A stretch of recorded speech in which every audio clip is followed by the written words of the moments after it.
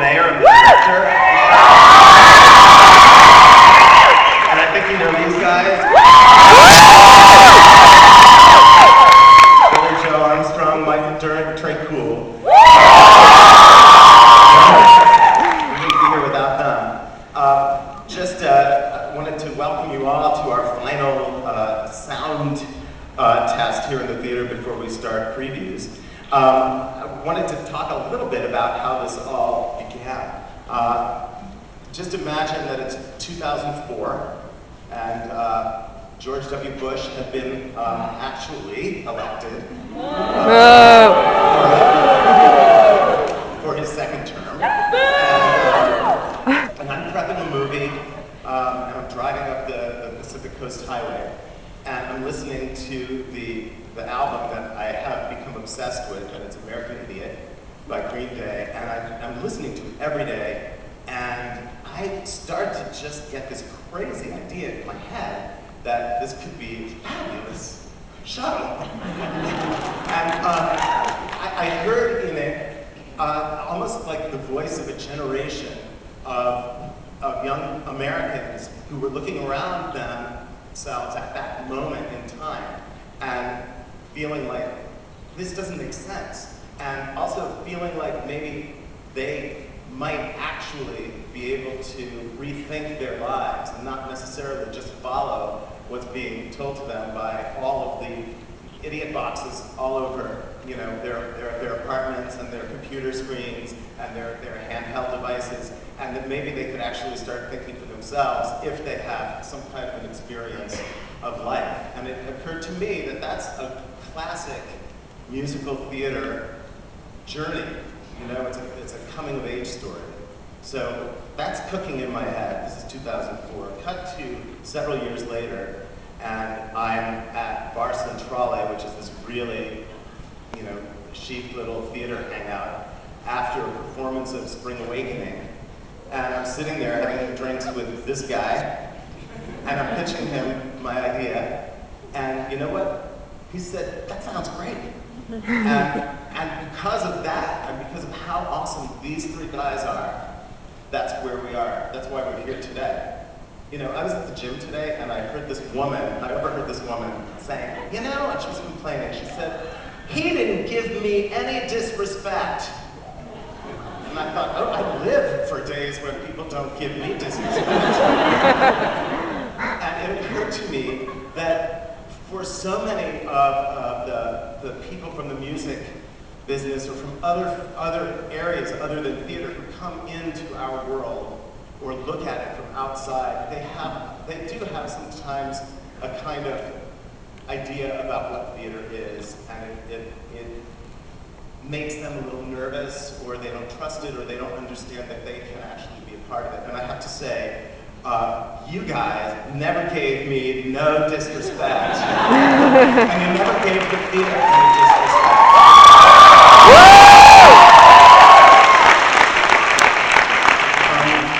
So that's what I have to say. I mean, you take it now.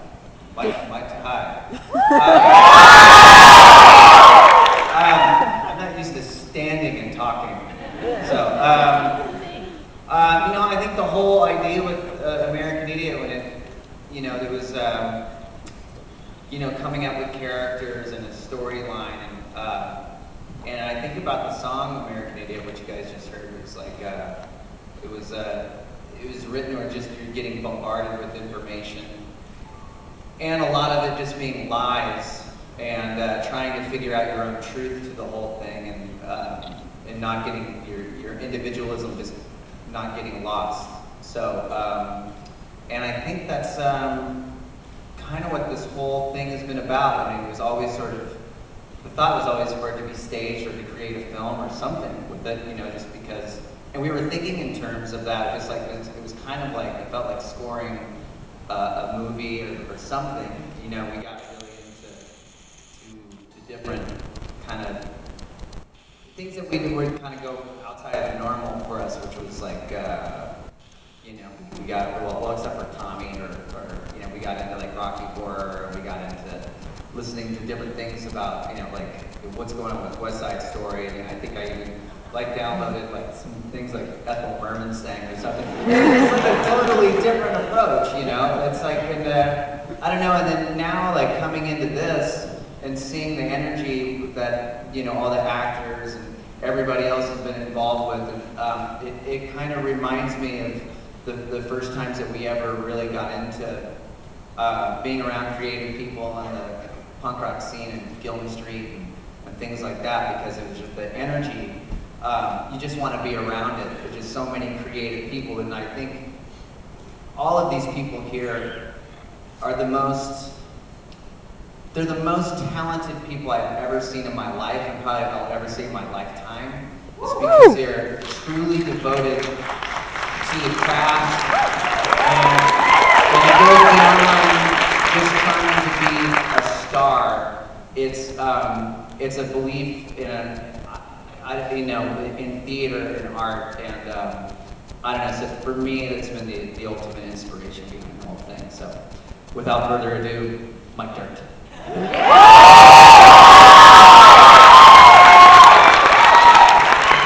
Well said.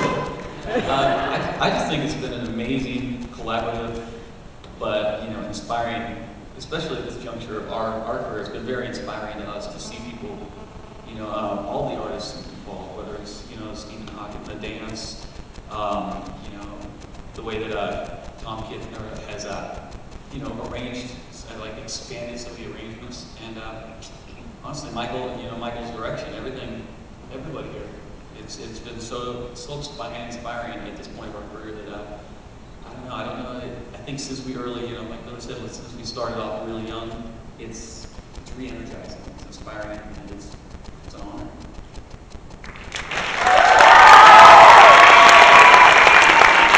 I'm just gonna kiss the cast's ass again. They're so damn talented and pretty darn good looking, and they work so fucking hard. Here, Billy. We got it covered. Here's a remote. Yeah, the play's on Broadway. It opens 4/20. I'm really proud of it.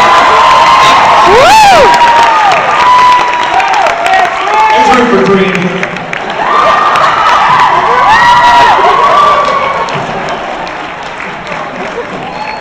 Hey, that's my special place.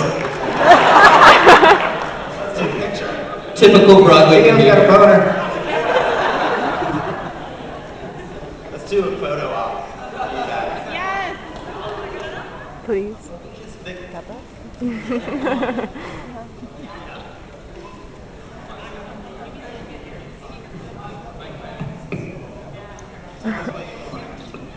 What do you want?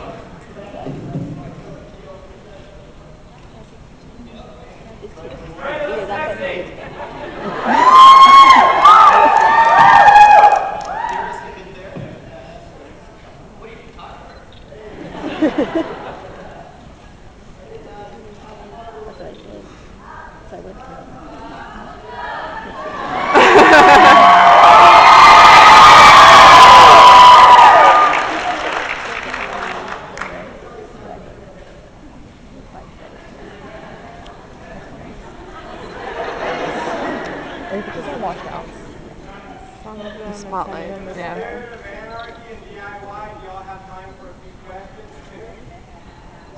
I don't think we do actually, but always written thoughtful lyrics. American Idiot seems like you're trying to say that the truth would trump the lies if only corporate media would report it. And was that? can you speak up? I can even know this song.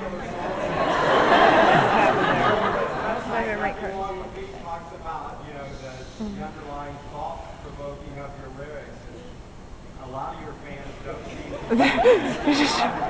Just short. Forget it.